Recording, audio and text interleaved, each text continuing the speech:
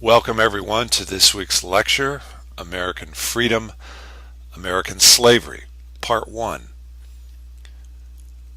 This will be our first opportunity to take a closer look at slavery in the American context. One of the key themes of our country's history, and it is the development of chattel slavery in the English colonies that will chart the course for American history for the entirety of its first half, that is, through the survey we are taking this semester up through the Civil War. Of course, the Civil War is a kind of culminating event in the history of slavery itself, so this is a thread now we will follow throughout the entire rest of the semester.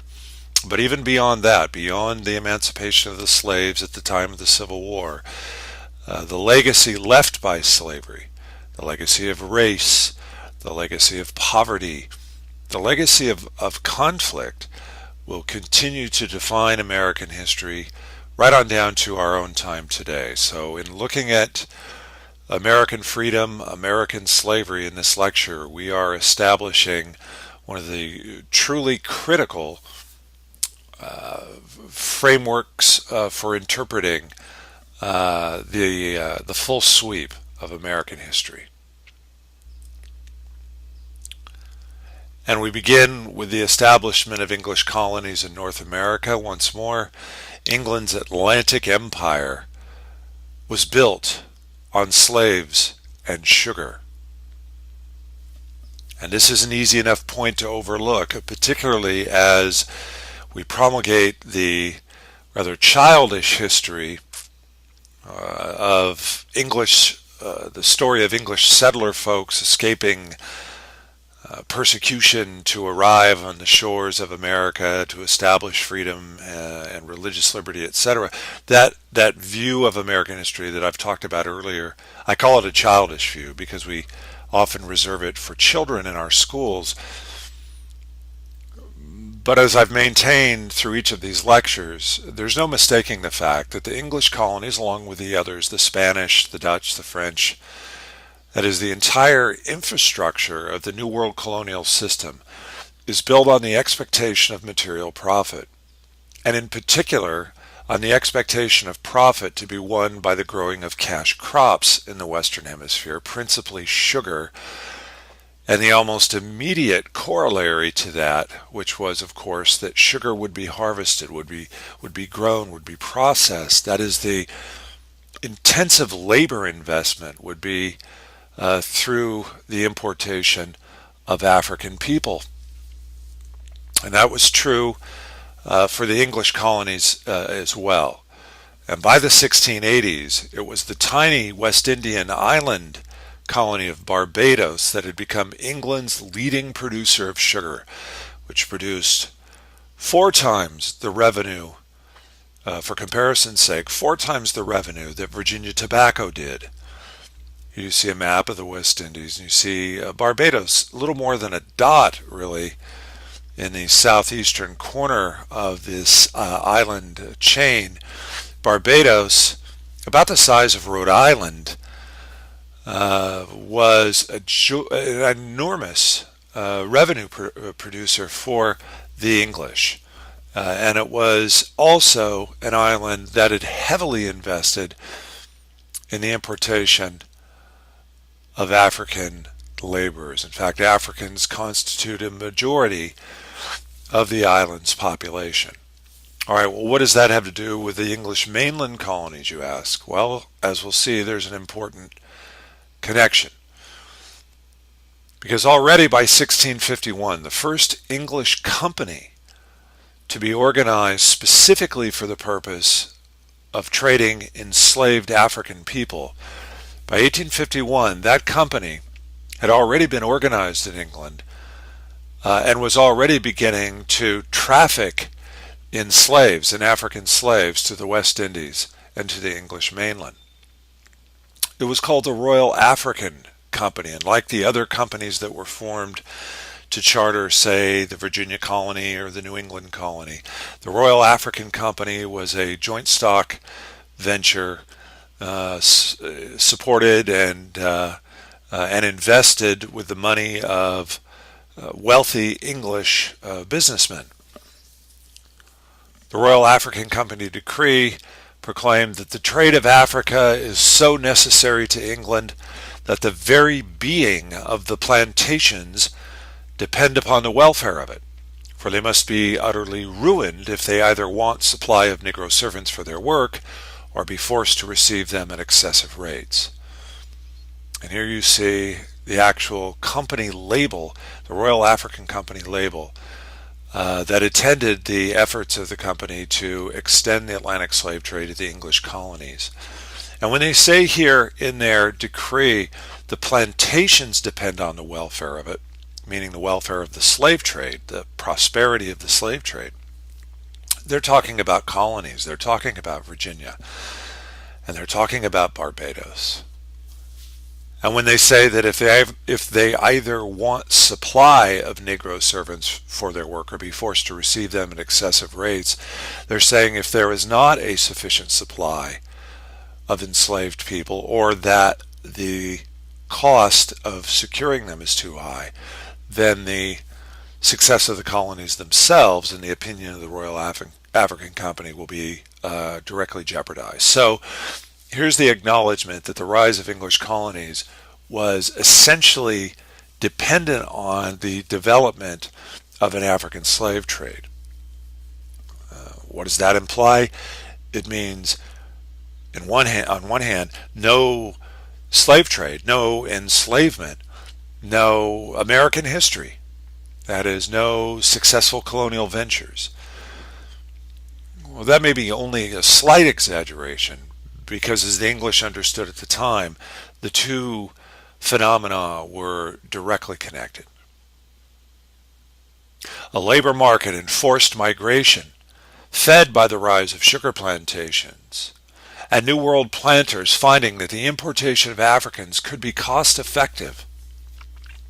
A famous diagram of a slave ship created at the time of the abolition movement, intending to show just how commodified human beings had become in the slave trade, that is, packed in cheek to jowl in the below decks of the ship like sardines in a can.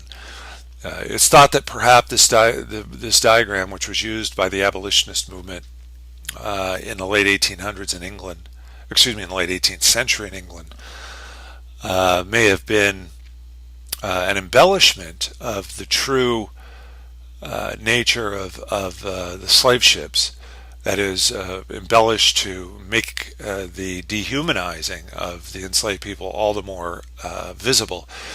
But whether it was a literal diagram or a figurative one, what we know is that, in fact, this was a commodities trade, that human beings were assigned the status of property and were treated very much as commodities. That is, if not quite to the degree that the diagram on the right suggests, then nevertheless, as this watercolor painting suggests, nevertheless treated as property, as human property to be bought and sold and shipped like any sort of cargo might. In fact, giving credence to this is the eyewitness recollection of one Olade Equiano.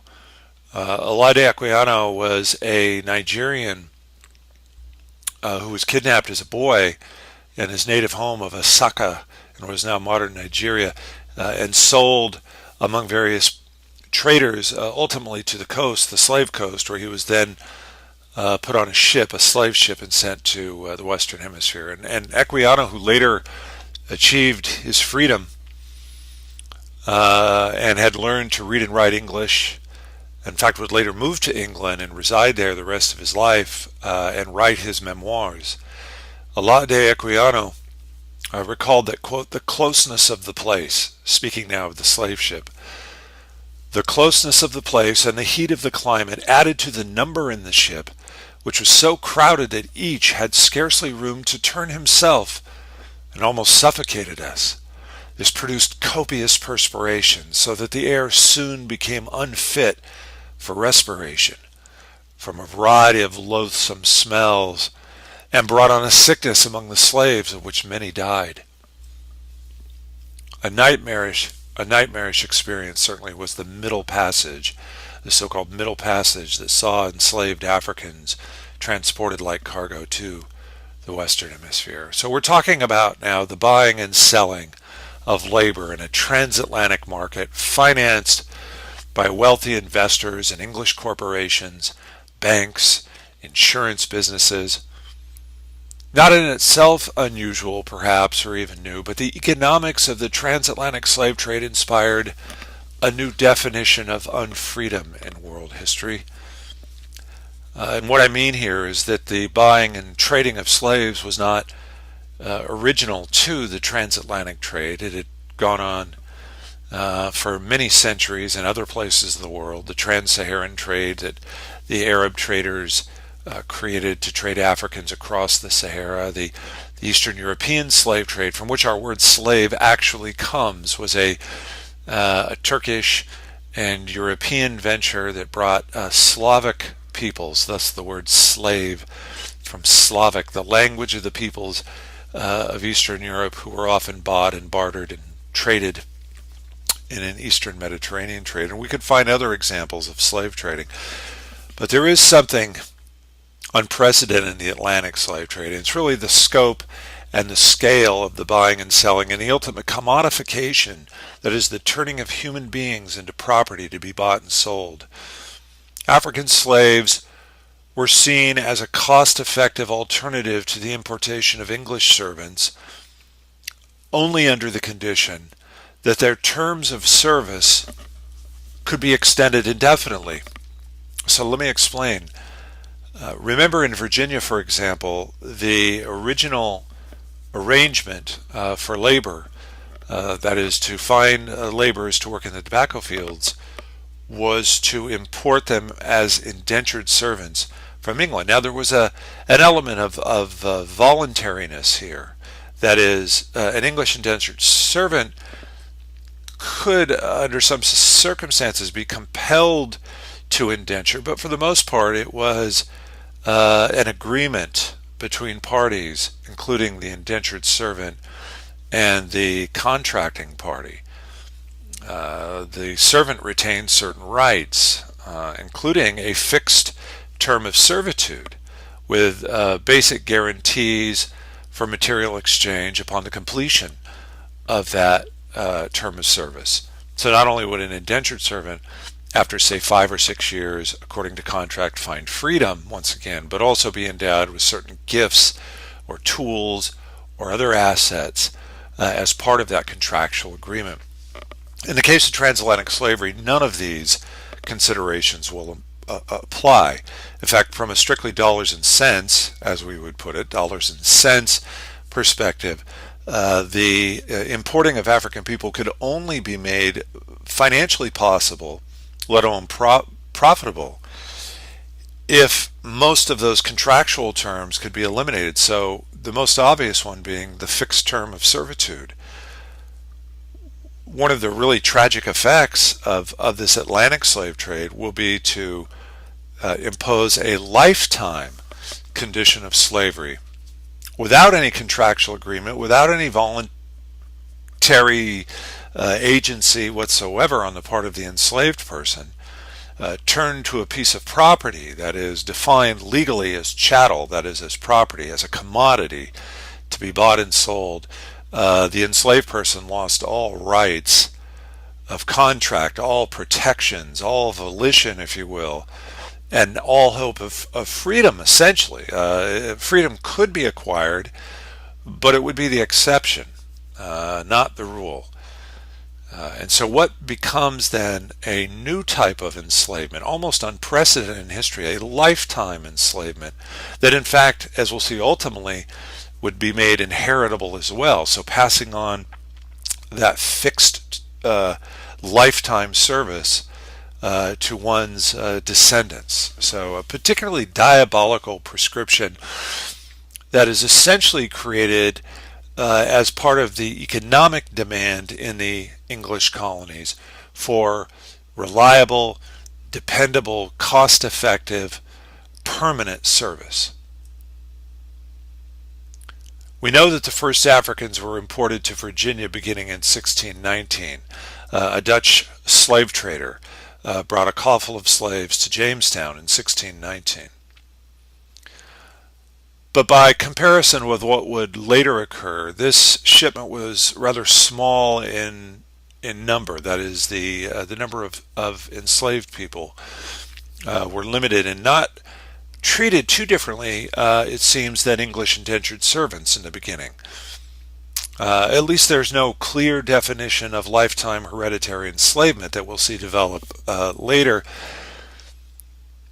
And historians have looked with great interest upon this initial experience with slavery in Virginia and have been able to follow through the documentary records the actual fates of some of those who had arrived. So, for example, one of those Africans enslaved seemingly in that original shipment in 1619 was a man named Anthony Johnson, a man who had come to call himself, an African who had come to call himself Anthony Johnson, who had arrived in 1621, actually, just 2 years after that first shipment.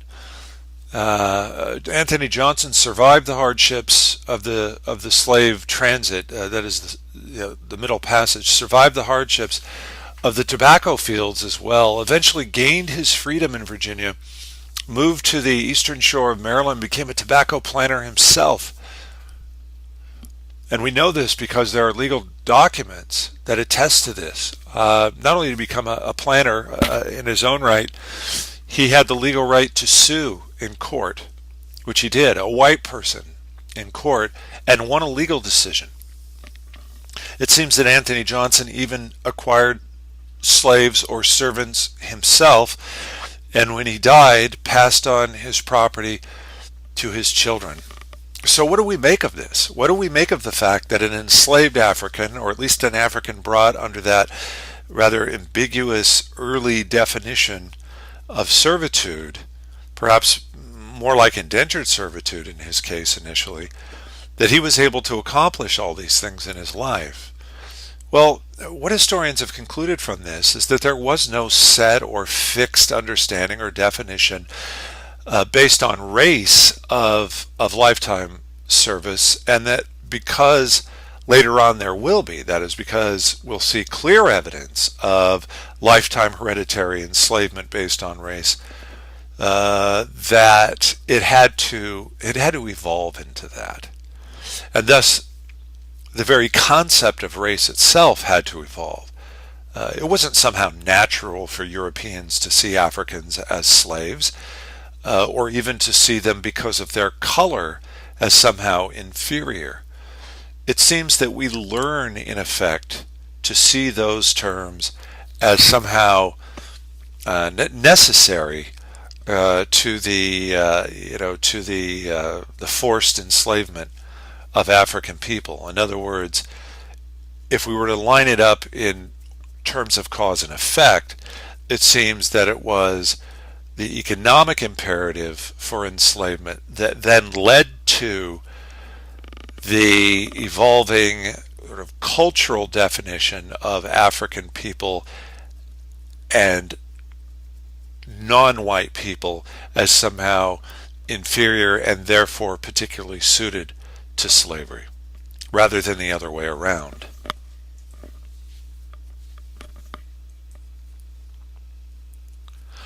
What we know is that these early importations of African people into the mainland English colonies seem to follow the same basic prescription.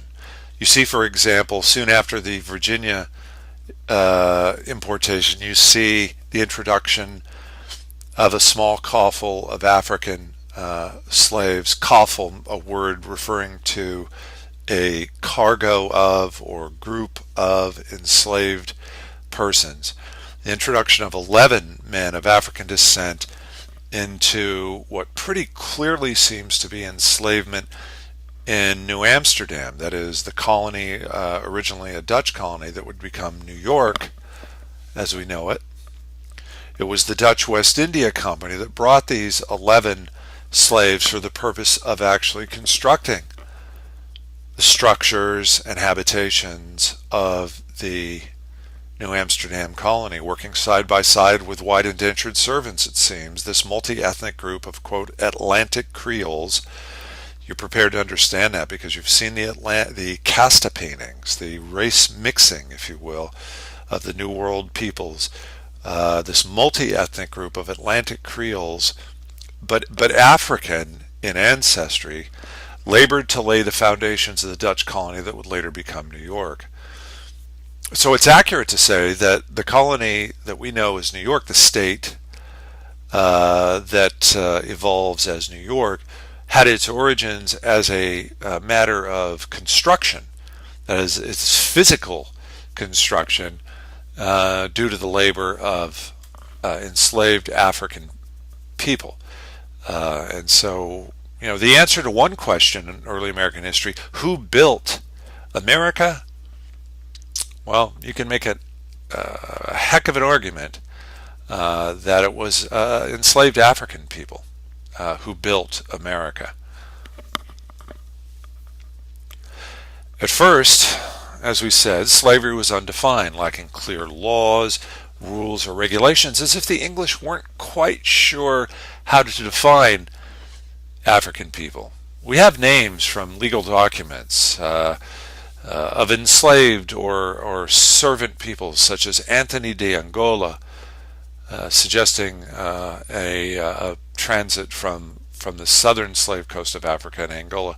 Anthony de Angola, Emmanuel Drigas, and Francis Drigas. These are individuals whose names appear on legal documents in early Virginia, who brought suits to court, who were paid wages, or who filed marriage claims, that is, marriage certificates. Emmanuel Drigas in particular made gifts to his children official by registering them with the Northampton County Court in Virginia.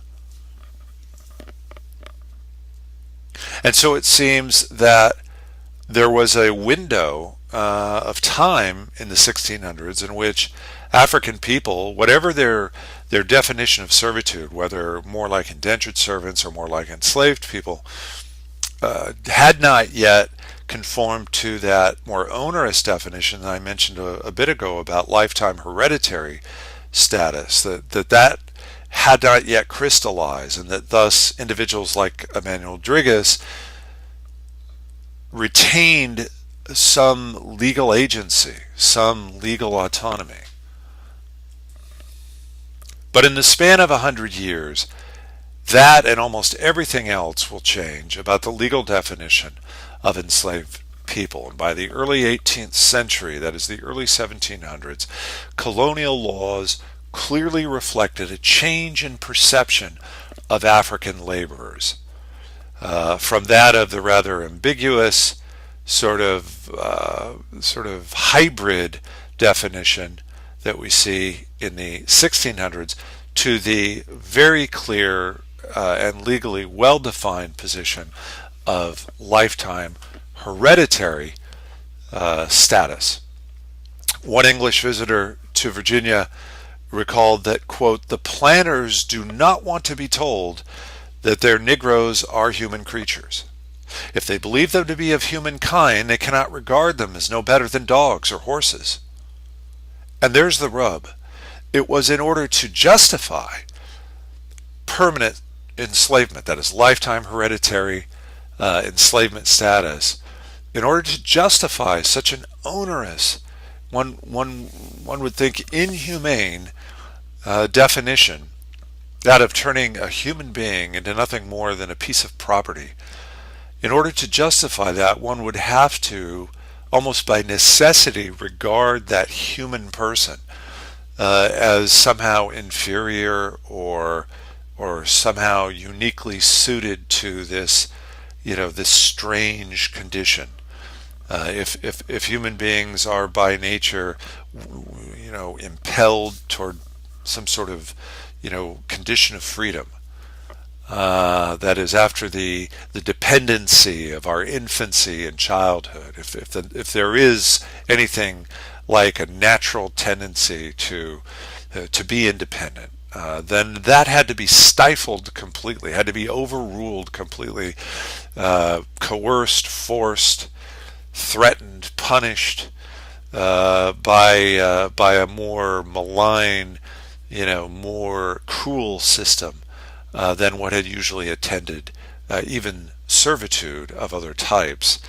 And so it seems that the perception had to conform to this new condition as well.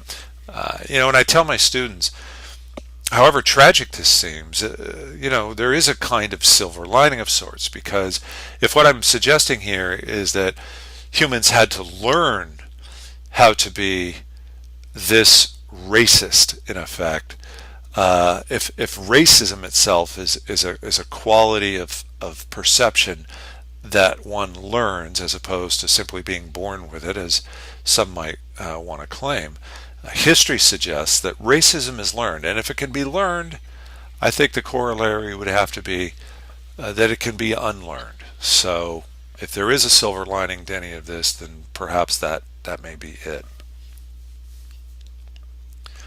This change in perception was clearly influenced by the growing numbers of African people now that were being brought to the colonies, as English slave traders acquired a larger share of the transatlantic slave, particularly as they wrest control of the slave trade from the Spanish. The Spanish had long held a kind of monopoly in the Atlantic slave trade, but the English by the late 1600s will cut deeply into that monopoly and eventually wrest control of it entirely away from the Spanish.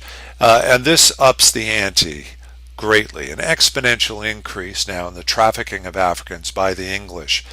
And we see in England a whole infrastructure now appearing in towns, port towns like Liverpool, England, maybe more famous for being the home of the Beatles.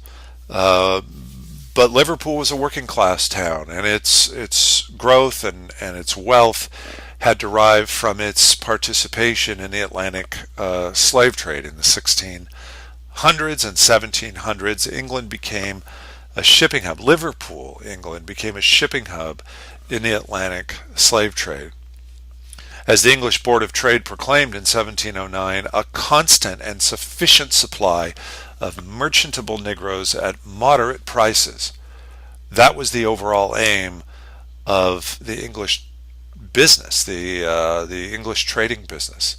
And so numbers and economies of scale, that is, achieving profitable balances through the sheer volume of trading, is the economic consequence, not to mention the catastrophic human consequence of England's full investment now in the trading of human beings. The trade of African slaves expanded to accommodate an agricultural economy growing in the hands of ambitious planters. After all, there would have been no need for African people to be enslaved and forced in a migration across the Atlantic had there not been the enormous demand for labor due to the spread of the English plantation economy. On the English mainland, in what come to be called the Carolinas, slave owners depend on African labor, and more than that, their knowledge, particularly as rice cultivators, to make a profitable go. South Carolina, established in 1671 and named for the English King Charles, will be unable to find a profitable balance for sugar planting, because sugar required different climate and soil types. But in South Carolina, where you had wealthy sugar planters from Barbados investing and chartering this new colony, they're not going to give up. And what they realize is that while unsuitable to sugar cultivation, Carolina was actually well suited to the cultivation of an African crop, African rice in particular, that had for many, many, many centuries been grown in West Africa, in the region you see here, the so-called rice coast of West Africa, particularly the Gambia River region of West Africa. And Africans were expert cultivators of rice, and in effect brought that knowledge base and those skills now unwillingly and voluntarily to the Carolina colony, where they are charged by their owners with cultivating among the lowlands, the wet, almost swampy lowlands of the the Carolina coast and the seacoast islands that bound the coast, turning a source of pride, that is the African heritage of cultivation, into an entire economy. Now, an economy coerced and exploited on the labor of Africans. Here you see a photograph from Carolina at just about the time of the Civil War, showing two enslaved women working with mortars and pestles to break the husks of the rice to get at the rice seed. This was exactly the technique used by African rice processors, a technique, a culture that was brought part and parcel with the arrival of enslaved African people. And it reminds us of an extraordinarily important point, because despite the dehumanization, despite the chattelized nature, the commodification of human beings into property, there was nevertheless a cultural survival. That is, of traditions, of knowledge base, of heritage from Africa to the New World. Slavery didn't kill everything. And it didn't kill, ultimately, the enduring human spirit that attended the arrival of African people. Because although by law, perhaps, these people were reduced to mere property, a human being ultimately retains, as long as he or she lives, retains that spark, that memory, that knowledge. And thus the fiction of becoming property is belied by the actual surviving element that humanizes all of us. There was both a gender and a hereditary component to this New World slavery that distinguishes African from English servants now in the colonies. One other way we see in the historical record the evolution of slavery as we come to know it is that the various laws begin to make distinctions. For example, whereas English servants had fixed terms and could become emancipated, of course, we've already said that Africans increasingly will be unable to. And we'll see the hereditary component, particularly through the bloodline of the mother, that is, to overcome the awkward fact that white men often bore children with African women, and thus raising a question as to the status of the child. That legal loophole will be closed as the colonies begin to specify that the condition of the child is based on the condition of the mother, which eliminated that whole potential escape clause when white fathers had children with African mothers. Now, the children of those white fathers would be slaves just the same.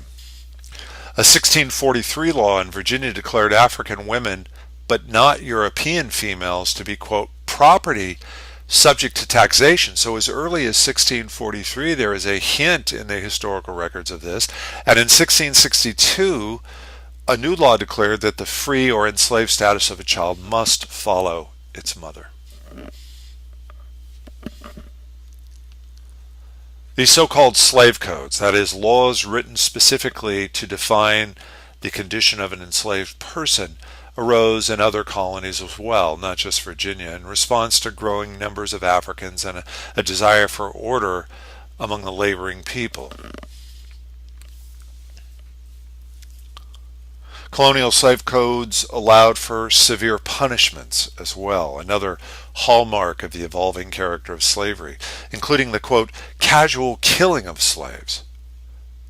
It was no longer a crime in some colonies for a slave owner to inflict a death sentence on, or even an accidental death on an enslaved person. That is, if a slave were to die while being punished, for example, even if the slave owner did not intend for death, nevertheless death would ensue. There would be no manslaughter charge, let alone no homicide charge imposed on the slave owner.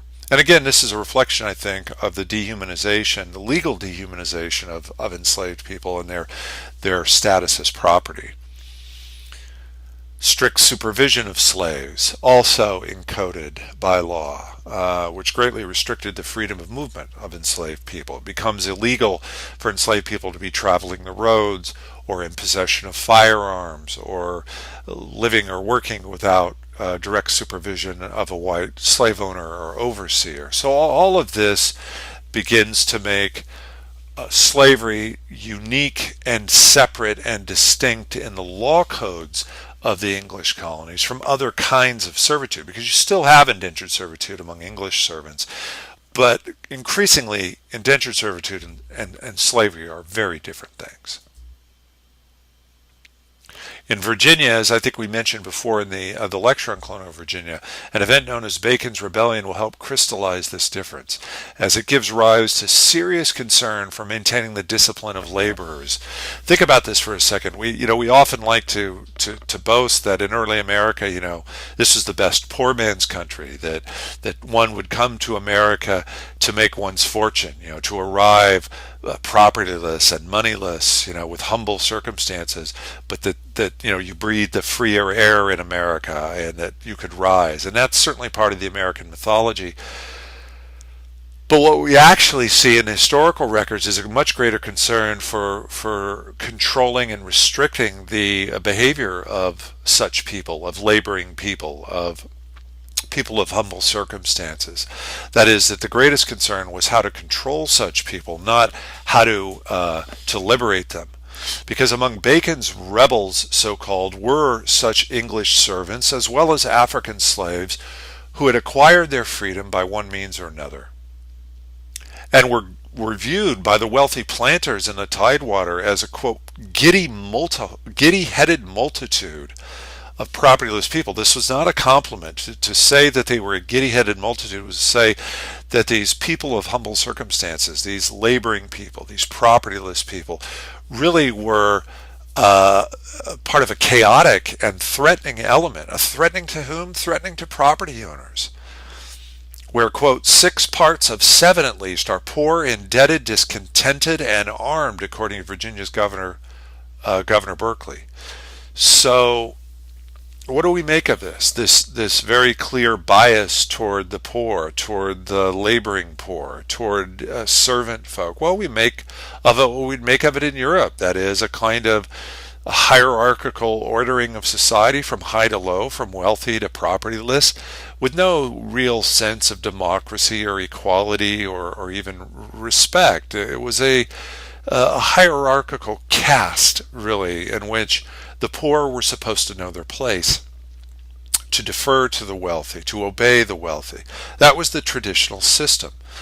It seems that democracy, the ideas that are associated with it, equality, freedom, tolerance, etc., that these are ideas that will have to evolve. But as we know, they will evolve just as the opposite values of enslavement, lifetime, hereditary enslavement, also evolve. So in that sense, American freedom and American slavery cannot be separated. They were two simultaneous, coterminous, intricately related concepts in the development of our nation's colonial past.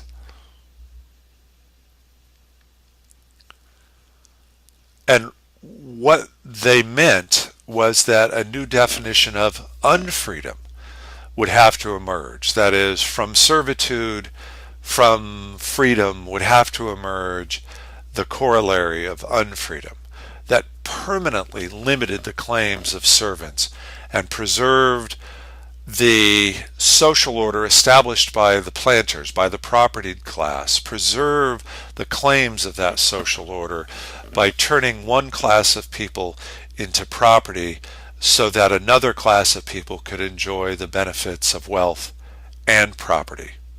And thus we see phrases like other servant for term of years or life in the slave codes.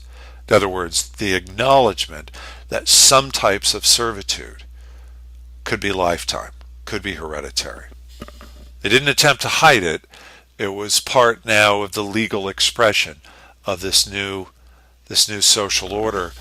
And when you look at an inventory that says, a property inventory that says, as this one does, inventory of Negroes, cattle, horses in Barbados, you get a clear view, I think, of just how dehumanizing this new definition was. That is, along with Negro men listed here, and they have English names, Adam, Robin, Andy, etc., listed here on the same, and women as well, by the way, listed on the same manifest that would include a tallying of other types of property, including cattle and horses. Then you come to terms with the full effect of what this new social economic order really was. All right, that's part one of American freedom and American slavery. We'll come back to part two now and look specifically once again at the English mainland colonies and the implications which slavery had for early American history.